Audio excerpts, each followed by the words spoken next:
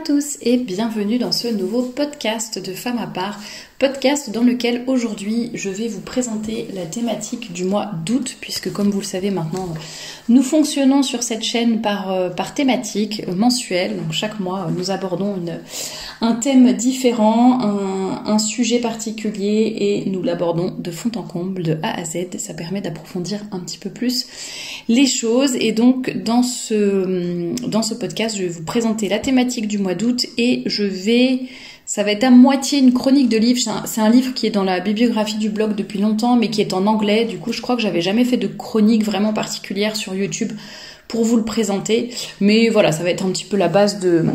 Je vais m'appuyer beaucoup sur ce livre pour le podcast du jour, donc je vais vous en parler tout de suite. Bien évidemment, le lien pour acheter le livre sera dans la description.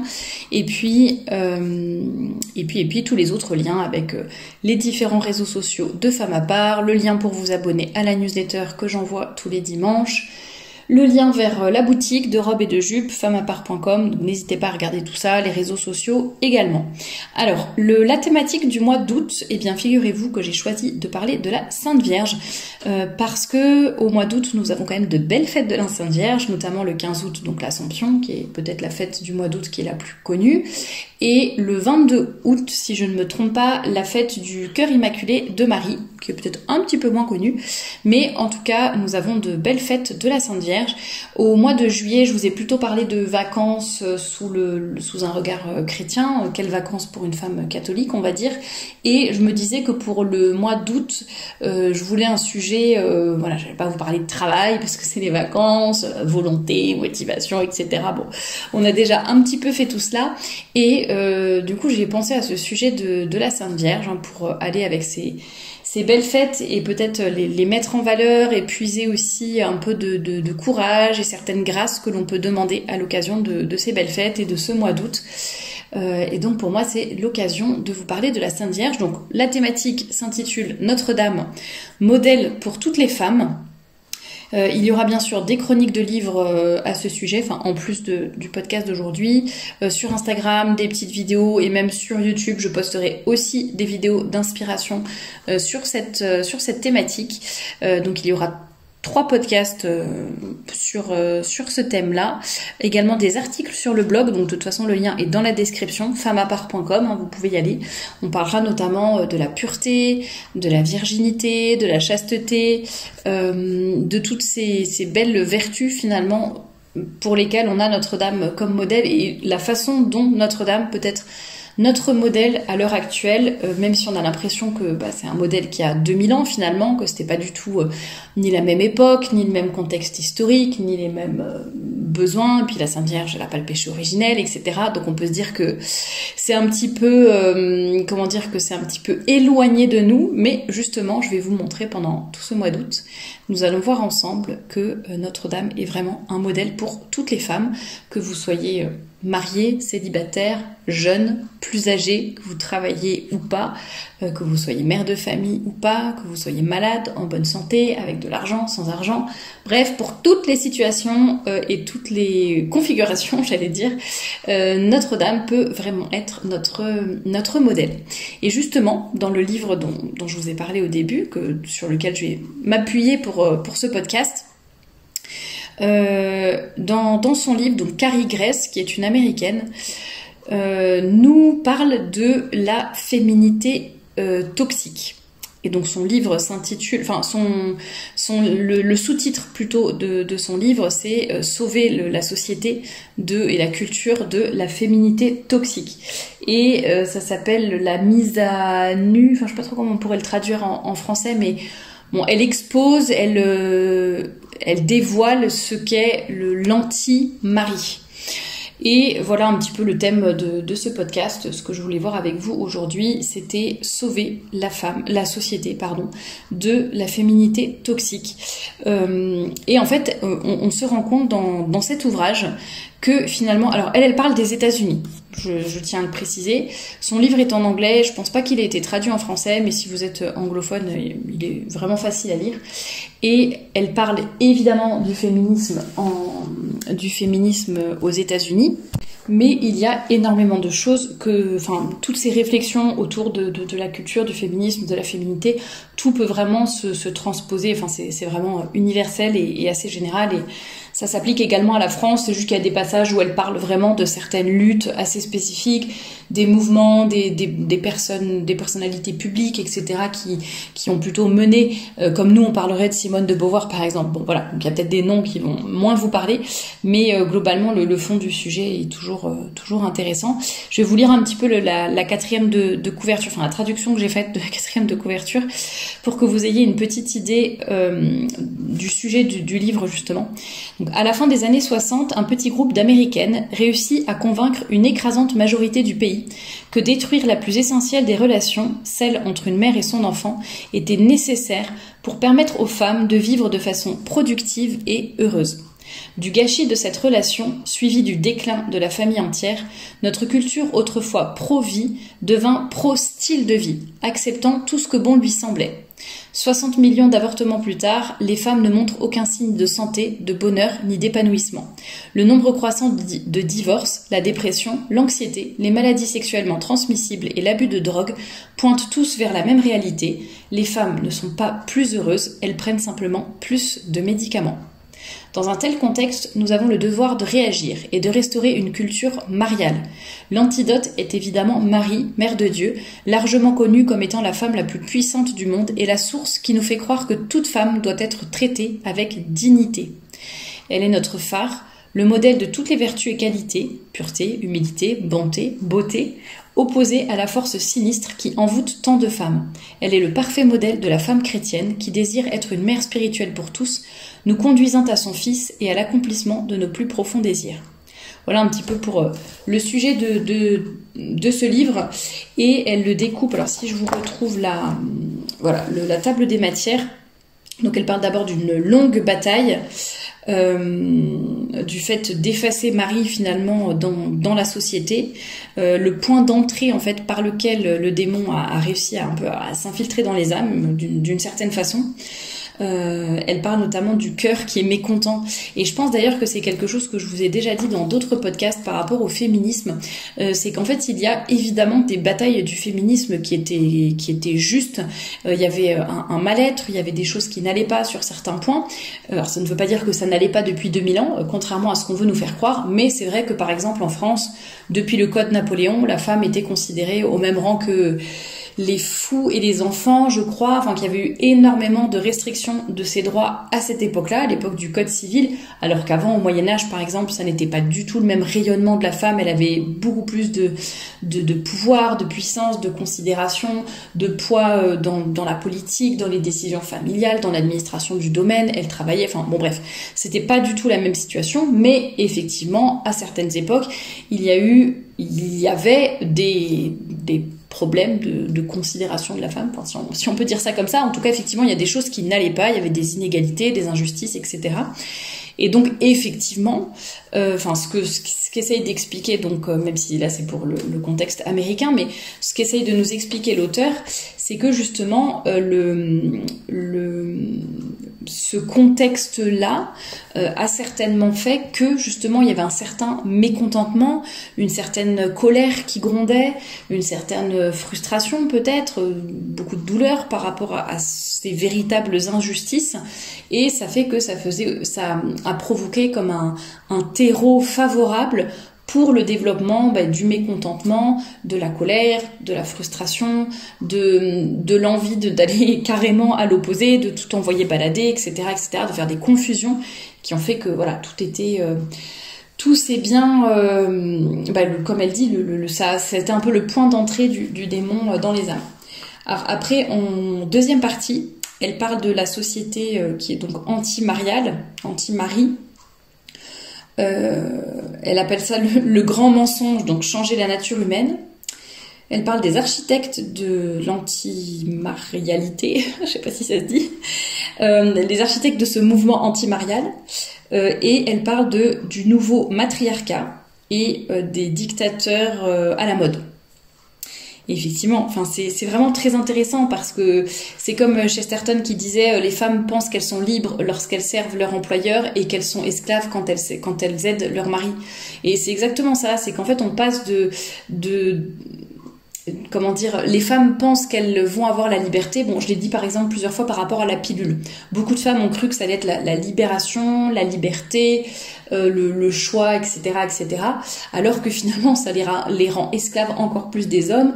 Elles vont être avec des hommes qui n'ont du coup aucun sens de la responsabilité ni quoi que ce soit. Elles vont être encore plus traitées comme des objets. Donc, vous voyez, quelque chose qui, de prime abord, pouvait donner l'illusion d'une liberté, finalement ne l'est pas du tout, et finalement rend les femmes esclaves d'autre chose. Bon, là c'était juste l'exemple de la pilule, mais sur beaucoup de sujets c'est la même chose. Et par exemple sur le sujet du travail, on a clamé que le travail salarié, donc en dehors de la maison, était le moyen d'être libre, d'être heureuse, d'être épanouie. On brosse un tableau très très très positif de tout cela. Et dans les faits, on se rend compte que beaucoup de femmes ont des métiers pourris, où elles gagnent à peine leur vie, où elles s'épanouissent pas du tout. Il y en a qui s'épanouissent dans leur métier, je ne dis pas, mais il y en a beaucoup qui travaillent plus par nécessité qu'autre chose, ou alors parce qu'elles sont mal vues de leur famille, insultées, mises à l'écart si elles daignent vouloir rester mères au foyer.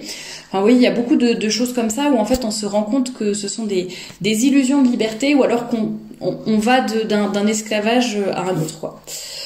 Et puis j'aime bien l'expression des dictateurs à la mode, c'est exactement ça. D'ailleurs les féministes, c'est très drôle, hein, et beaucoup me disent, réagissent quand je dis ça dans mes podcasts en disant, soi-disant, les féministes veulent que toutes les femmes aient le choix. Par contre, quand une femme choisit de ne pas travailler et de rester mère au foyer, enfin de pas travailler, vous avez compris, de pas avoir un travail salarié et de rester au foyer s'occuper de ses enfants, ah là le féminisme considère que c'est un mauvais choix, vous êtes regardé de travers, voire insulté, mis à l'écart, etc. de votre famille, de la société, vous n'avez pas d'aide, etc. Vous êtes dans une grande solitude. Et quand je dis ça dans mes podcasts, de temps en temps, j'ai des commentaires qui me disent oh, « mais pas du tout, mais où est-ce que vous avez entendu un truc pareil ? Les féministes sont pro choix, enfin soutiennent tous les choix, les femmes font ce qu'elles veulent. » Bah écoutez, moi c'est pas le même son de cloche que j'ai, que ce soit dans la société, dans les médias, dans ce que j'observe de façon générale et dans tous les témoignages que je reçois au quotidien. D'ailleurs, toutes celles qui ont témoigné sur la chaîne, il y en a beaucoup qui en ont déjà parlé de cette situation, de dire que non, en fait, elles n'avaient pas vraiment ni le choix ni la liberté et qu'elles sont très mal vues si elles veulent rester dans leur foyer. Si ces témoignages vous intéressent d'ailleurs, vous pouvez aller regarder la playlist témoignages sur cette chaîne YouTube, voilà, ça sera tout simple. Et vous verrez, en fonction des titres, des miniatures, vous verrez des sujets qui vous intéressent sur justement cette thématique d'être mère au foyer. Dans la partie 3, elle parle de Marie qui est donc l'antidote, elle parle de la vraie mère, le fruit et le contenu, comprendre la beauté de Marie.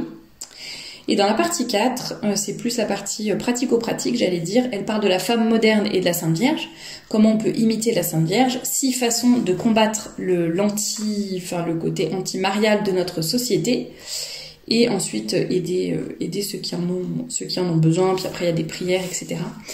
Donc vraiment ce livre est vraiment très intéressant par rapport à ça. Je vous lis un autre extrait. Les femmes ont toujours voulu l'égalité et le respect, mais notre culture ne cherche pas cela à travers la grâce de la Sainte Vierge. Au contraire, notre culture recherche l'égalité et le respect à travers les vices de Machiavel. Colère, intimidation, crise, harcèlement, émotion brute et absence de logique. Je pense que vous reconnaissez certaines méthodes féministes dans la liste.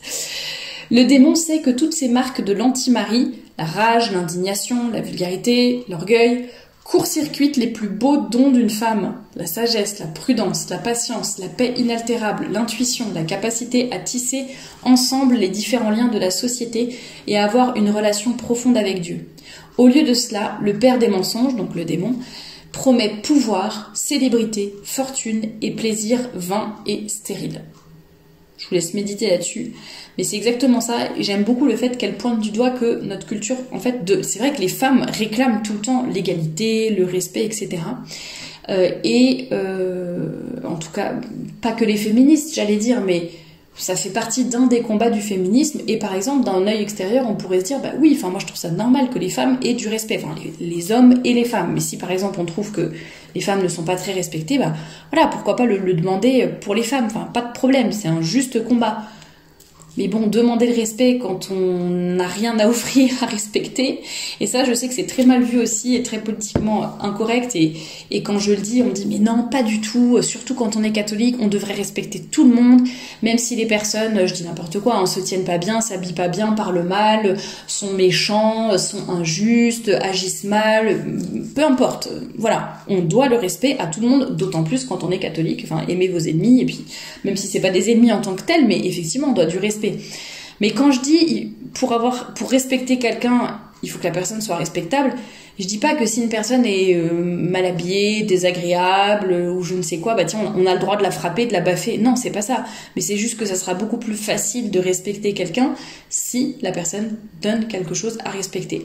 Après, ça ne veut pas dire que voilà, on peut parler tout à fait poliment à quelqu'un, être cordial, etc. Ça n'empêche pas. Mais je pense qu'au fond de nous-mêmes, on n'aura pas forcément beaucoup de respect ou d'admiration pour la personne, sans que ça soit négatif d'ailleurs, mais c'est comme ça, il y a des personnes qui ne nous donnent rien à admirer, à respecter. Je pense qu'il y a peut-être un problème avec le vocabulaire aussi. Les gens pensent que quand on dit que ces gens ne provoquent pas le respect, ça veut dire qu'on a le droit de les frapper, de les insulter ou je ne sais quoi. Non, pas du tout, c'est pas ça. Mais bon, en tout cas, j'ai trouvé ça intéressant qu'elles disent, voilà, on recherche l'égalité et le respect à travers la colère, l'intimidation, les crises, les émotions, le harcèlement, l'absence de logique. Enfin, ça, c'est voilà, tout le féminisme actuel qui réclament l'égalité, et d'ailleurs je l'ai déjà dit plusieurs fois, qu'en fait elles se mettent elles se tirent une balle dans le pied elles-mêmes, et il y a certains combats qui sont court-circuités, parce que à force de se clamer victime pour tout et n'importe quoi, et des choses complètement absurdes,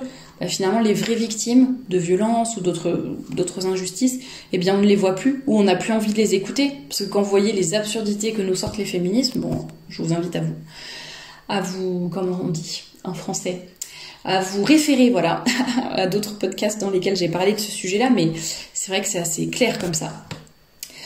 Autre citation du livre, l'une des raisons pour lesquelles de nos jours Notre-Dame est largement négligée est que le type de pouvoir qu'elle nous donne n'est pas habituel dans notre culture. Elle n'est pas cassante, péremptoire ou intimidante. Elle ne proteste pas à moitié nue dans la rue. Tiens, on a ça aussi en France avec les femmes.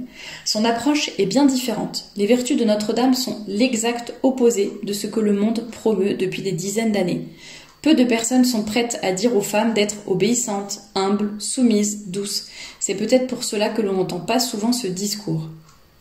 Finalement, les désirs profonds du cœur d'une femme sont d'être belle, d'être féconde, d'être respectée dans leur dignité et surtout d'être reconnue et aimée.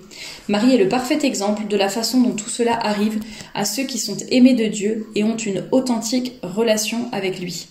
Vivre le catholicisme offre tout cela aux femmes.